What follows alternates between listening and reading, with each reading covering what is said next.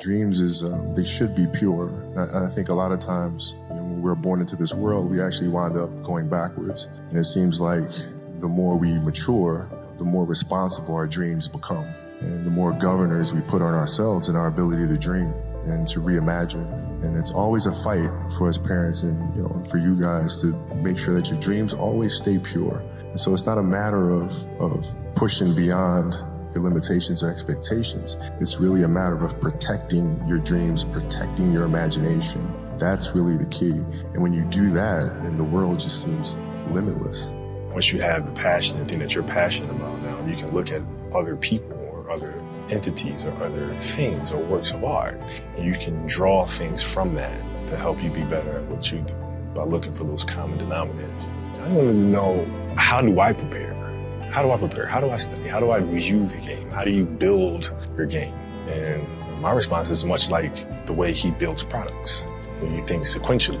Yeah, you look at this, the end result of what you want to create, but in order to create that, there's so many other little things that go into this massive entity or device. It's no different than building my basketball game. You start with, what do you want your game to be?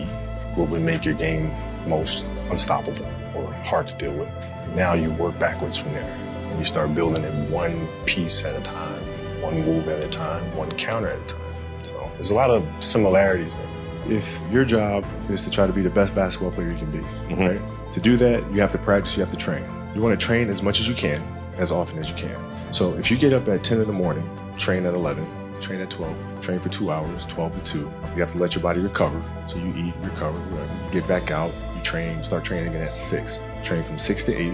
And now you go home, you shower, you eat dinner, you go to bed, you wake up, you do it again, right? Those are 2 sessions. Right now, imagine you wake up at 3, you train at 4, 4 to 6, come home, breakfast, relax, blah, blah, blah. Now you're back at it again, 9 to 11, you relax, and now all of a sudden you're back at it again, 2 to 4, and now you're back at it again, 7 to 9. Look how much more training I have done by simply starting at 4, right? And so now you do that, and as the years go on, the separation that you have with your competitors and your peers just grows larger and larger and larger and larger and larger. And by year 5 or 6, doesn't matter what kind of work they do in the summer, they're never going to catch up because you're 5 years behind, right? So it makes sense to get up and start your day early because you can get more work in.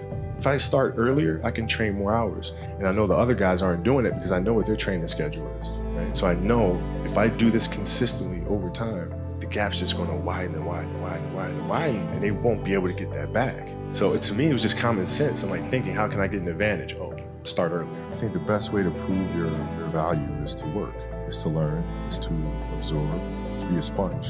But you always want to outwork your potential. As hard as you believe you can work harder than that. We talk about hard work all the time. It's like, man, if you got to get up every single morning and remind yourself how hard you need to work, you probably need to choose a different profession. Because that shouldn't be there. I wake up in the morning excited to get to it. If I'm not training, I'm missing it. If I'm not watching a game of basketball, I miss it. There's no place I'd rather be. And if you have that feeling, then you're truly doing what God has put you on this earth to do. I think you have to challenge yourself to evolve and to grow. And I couldn't think of a better message for athletes in particular, because it's very easy for us athletes to kind of lose ourselves and our identity by connecting who we are to what we do. And I think that's a very dangerous zone to be in, right? So it's common sense to me to be able to say, okay, the next stage I'm going after with the same intensity, same attention to detail, same curiosity.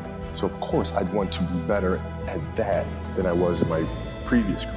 We're going to find out, right? I mean, that's the thing. You go for it. You do all you can. You learn as much as you can. You continue to try. You continue to improve. You continue to evolve, right? And 20 years from now, you can have to look in the mirror and say, I gave it my best shot. And we did the best we could, and see where we end up.